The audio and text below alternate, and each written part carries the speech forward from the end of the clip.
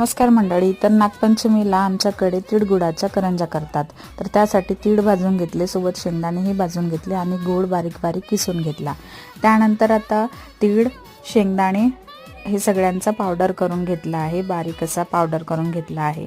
त्यानंतर आता मैदासुद्धा छान चाळून घेतलेला आहे. आता मिक्सरमध्ये तिळाचा पावडर, मध्ये गूळ आणि वरून तिळाचा पावडर करून छान प्लेन असं बारीक करून घ्यायचं आहे. त्यानंतर मैदा जशी कणिक मळतो तसं ते डालड्याचं गरम मोहन टाकून भिजवून घ्यायचं आहे, 15 मिनटं ठेवून द्यायचं आहे. त्यानंतर त्याच मैद्याच्या छोट्या छोट्या पात्या लाटायच्या आणि या साच्याच्या साह्याने करंज्या करून घ्यायच्या आहेत.